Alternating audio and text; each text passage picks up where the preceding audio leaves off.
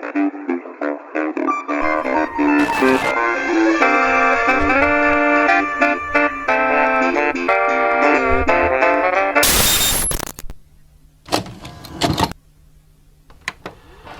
bien, salut à tous, salutations à tous, je suis le Critiqueur et aujourd'hui nous nous retrouvons pour critiquer un autre jeu qui s'appelle Find the Draco, je cite.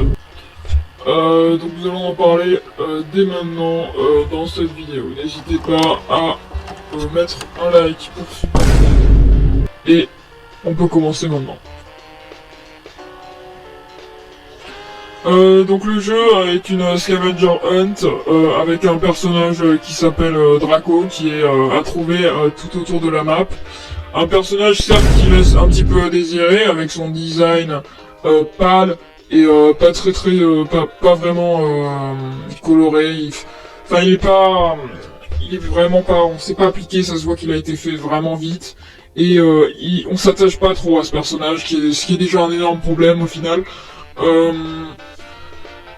Donc je pense que c'est bien de le dire, mais bon, la map, elle est assez simple et tout, donc c'est une map, c'est comme enfin c'est un Find the, quoi, enfin... Mais il est un peu moins bien que les autres.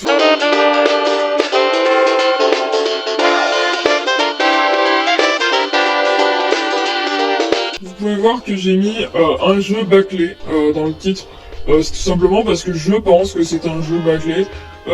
Grâce à plusieurs études, on peut voir que la plupart des bâtiments sont pris de la toolbox, pour la plupart qui sont bien designés. Et bon, la plupart sont très mal faits, hein, honnêtement. Bon, je peux vous donner quelques exemples.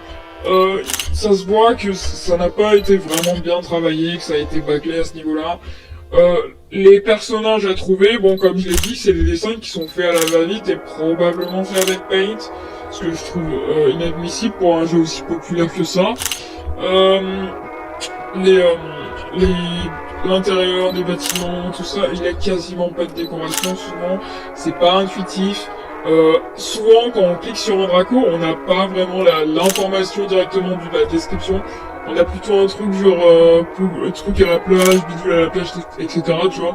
Et en fait, ça nous aide pas à trouver le Draco en question. De plus, il y a du paiement in-game, il y a un truc pour avoir un fois de speed qui ne fonctionne pas apparemment, d'après mes sources. Je trouve ce jeu totalement déplorable en fait. L'aventure est très... il y a très peu d'aventure dans ce jeu, c'est vrai qu'on a trouvé quoi faire